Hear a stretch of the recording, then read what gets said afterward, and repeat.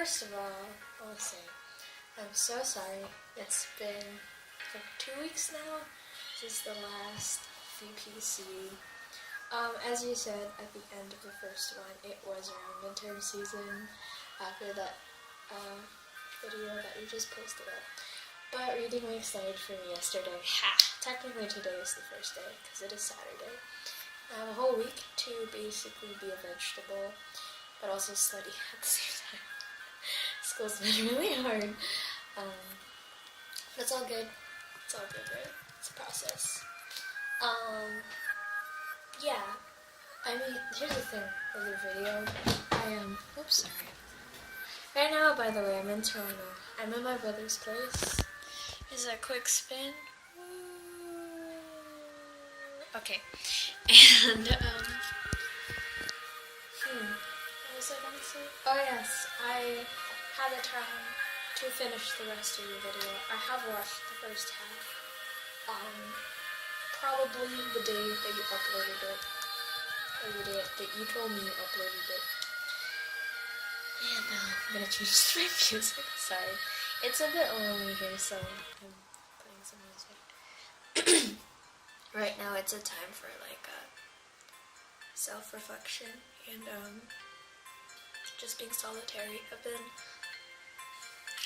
I am pretty alone at school anyways, but I'm still surrounded with people, and this is probably the first time in a while that I've been like really by myself.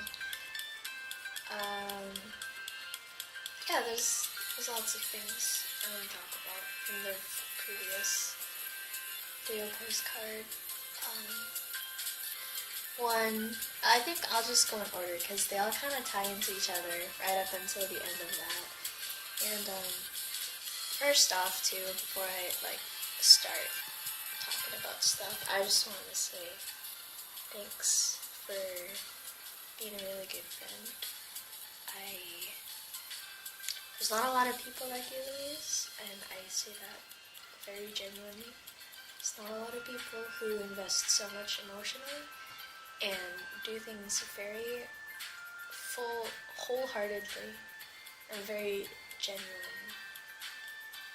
It's so rare, and it's so great. And some people might tell you that that's a weakness, it's a vulnerability.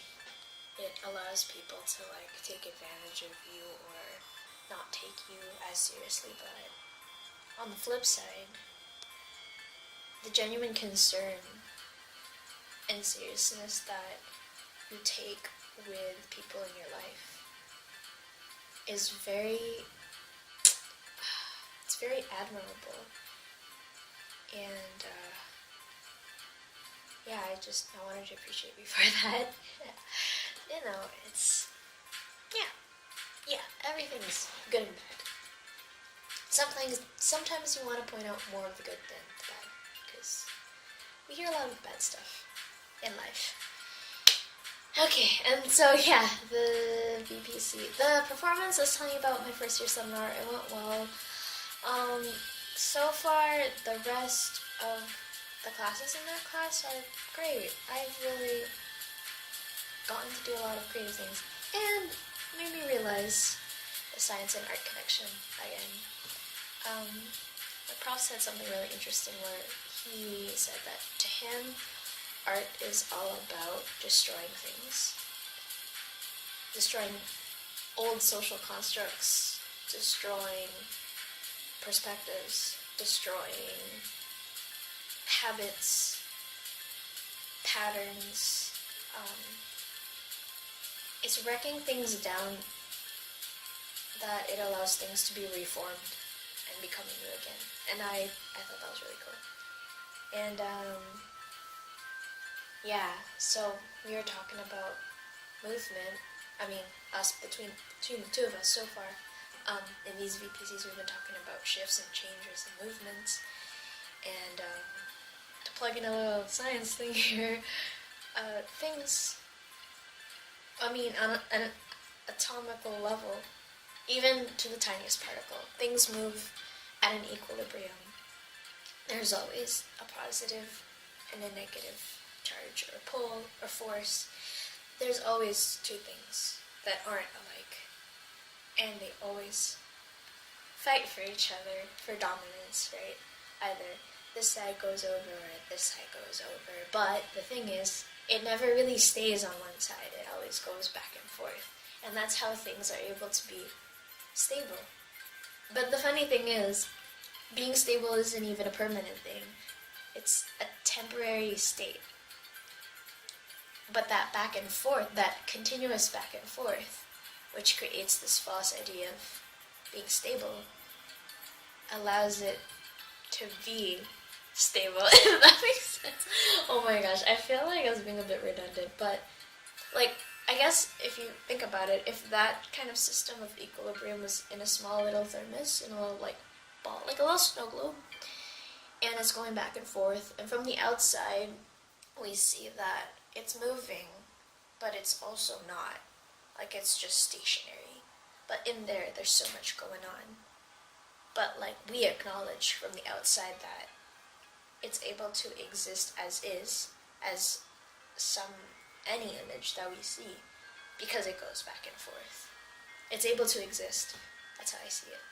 And with the things it changes within ourselves and within the people around us, it's inevitable to be in a shitty place. And the thing with chemical reactions, this is what I'm learning in chem, and which I did not do too well in the midterm, but I passed. I'll do better. Is that things happen at different rates. So in a chemical reaction, we have products and reactants. Reactants are the things that come together to make a product. Like A plus B will make AB. Like milk and cereal will make a great breakfast. That kind of thing.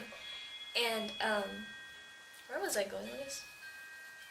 Reactants, products. Let me think about that.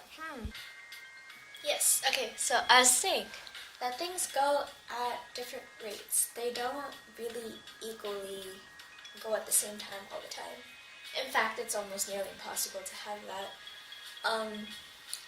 Usually one side will go faster and then the other, so one's a bit slower than the other. And I think that happens with people and the way we live our lives, is that everyone's going at a different pace, and it's never always super fast, go, go, go all the time, or super stagnant the whole time. There's peaks and spikes, and there's plateaus, and all sorts of different shapes, right? If we were to look at our life on a graph in terms of activity events, anything that we perceive to be major events in our lives, it's never just, a flat line or one steady slope going up or a slope going down. Though we might think it is in that time frame, like in that present moment that we're thinking of. I find that us as humans tend to not like looking at the big picture, because not only is it such a tall in our head to always think about everything from the beginning to the end, and also it's impossible. Like, we have no idea what's gonna happen, the next 5 minutes. We can't foretell that. But it's easy to get caught up in the idea that things are not moving right now, and it feels like it won't be moving for a long time. But they will, and you never know when. Sorry, the camera died, so I'm gonna continue on. That's why the lights turned on, and yeah. But what's I saying? About life, living, and stuff, and slopes and things. Yeah, things. It's hard to decipher when things will go well or when things will go not so well. And that's the beauty of it all. It would really suck if we knew everything about our lives, right? Like, then what would be the point? Hardships are hard to appreciate, but I find that the reason for them existing is important. They help us appreciate the nicer things in life. to serve as a comparison.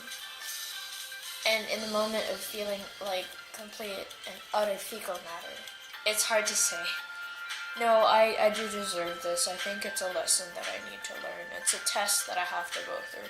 It's difficult to admit that to yourself because you're feeling like crap, and no one wants to feel like crap. Everyone wants to feel good, right? But in order to know what it feels, what feels good, where do you get that reference point from? From feeling bad, right? If bad is here, then good is up here. But if we're always up at good, how do we really know that that for us is good when it's always like that up here and there's nothing to go up higher or down lower? It's the way I see it. It's easier to say than do it, that is for sure. And it's so hard to admit that things take time to resolve, but they really do. And it's a matter of being patient and being really strong. But going down and wanting to be a burrito or a cocoon is normal, and it happens. But we never want to stay in that place, because caterpillars can't be in cocoons forever, or else no one will really get to see what they become, right? And another thing, like, even if we do want to be vegetables or burritos or cocoons that are showered in love, it takes struggle to get there in the first place. Imagine the caterpillar that had to survive for however many days without being eaten, like being completely stressed out that birds and other animals don't think of them as food for that day, so that they can get to that safe cocoon and, change, metamorphosize into something more powerful, more beautiful, more confident. Though on the flip side, it's also a more fragile state. But I mean, that's a whole other topic. The point is that it's still a struggle to get to a safe and secure state of mind, or any physical, emotional, doesn't really have to be a mental state, but that's how I see it. Yeah, I have my troubles too. I find that when I'm busy, I don't really think about things, and I mean, I don't like the idea of running away from problems, and I always tell people, don't ever think about running away, because that doesn't solve anything, but making yourself busy does kind of help you escape things for a bit. I say that doing things rather than helping you escape these troubles should help you learn how to better react and solve them when they come back again to you. Because I find that even if you go through one problem in your life, if you never really get over it with yourself, if you never really solve it fully, and you just run away from it, it comes back to you in another form. And sometimes it's an even more difficult way to handle it, or sometimes it's a little bit easier. But fact of the matter is, life just tests you on things that you have to master, otherwise it's just gonna keep coming back. And I've seen that, and I mean, I think it's important to master this, because how else will you improve yourself? How else will you become a better version of what you already are? And what you already are as a base, as a foundation, is already great and understanding and wonderful, and all sorts of positive things combined into one. But there are always things that we're lacking in, and things that we could definitely improve on. And the only way to push those limits is to be faced with these challenges. And they're hard, and they're not easy, and they're not comfortable, and they're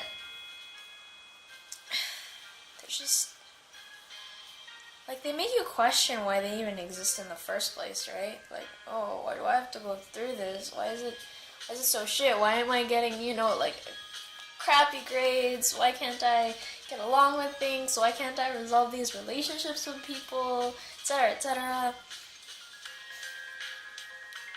It's a lot of hard work, and it's difficult when all these other things in our lives are going on, right? Yeah, school, work. Sometimes we're just so tired that we can't really do much about it.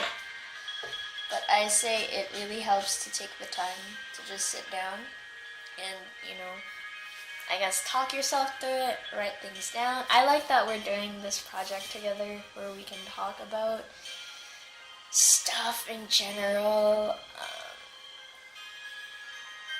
I mean, we could have our Skype conversations too, but I don't know, there's something nice about these recorded videos. And I find I get very, quote-unquote, deep. I have been called an old man before, and I agree. But yeah, that's all I have to say for all these things going on with us right now. Plus, we're turning 21. Things are bound to start shifting drastically. Yeah, isn't that weird? I think that's so weird. To end it off on a fun note, I'll show you a drawing that I happened to bring, because I had class on Friday, so I came straight from Guelph to Toronto, and I didn't really have any time in between. So I came from a live drawing class. That's where a nude model comes in, and we basically sketch out poses, and we were taught some methods. And this was part of my first year seminar where we talk about creativity, and this is just one of the activities. And so we did a whole bunch of poses, and I probably went through about 6 sheets of paper back to back. And at the end of it, the lady instructing us is saying, feel free to take the papers home, whichever one you want. And I really honestly wasn't feeling it. They were all rough sketches, and I hadn't touched charcoal in a long time, so it felt good to me. It just felt like doodling as usual, but with the new techniques that I learned. And I just stacked them neatly and I left them, and the lady comes by and says, You're not taking any of those? And I was just, I was telling them, I have so much paper at home, it's just gonna accumulate. They're like, no, take at least one. And this wasn't my personal favorite. I had more cool ones, but I think the shape of this one was really cool. So this is when the model was faced back to us. And I really like the angle and curvature of her body. I guess like her butt going, like her hips going down that way and her shoulder going down that way. She was kind of 3/4 angled looking that way. But the one I personally liked was where I was doing a lot of shading, where I'd make it really dark on the outside and then just like gradient it like that, like to emphasize the shape. If that makes sense? I don't know. I can't. I have to show you because I don't know how to demonstrate or talk about it. But yeah. Create more things. Produce more things. Right now I'm struggling with a lot too. I'm trying to be really positive about it and looking for the tiniest nice things in life. And it's so hard to not compare yourself to other people, right? Like, it's hard, because, I don't know how to explain that, but it's just a human thing where we see ourselves and we see other people, and we determine our success based on other people's successes, which is never should be the case. But it happens. Stuff happens. Yeah, I hope you have a great reading break if you are on yours, or if you're back to school, then good luck with all of your school stuff. And let's keep this going. Yeah, and maybe I'll try to do more frequent things. So like frequent small things instead of long talking videos. Yeah, I'll experiment. I think that's the point of this. Experimentation. Yeah. Anyways, I'll see you. Bye.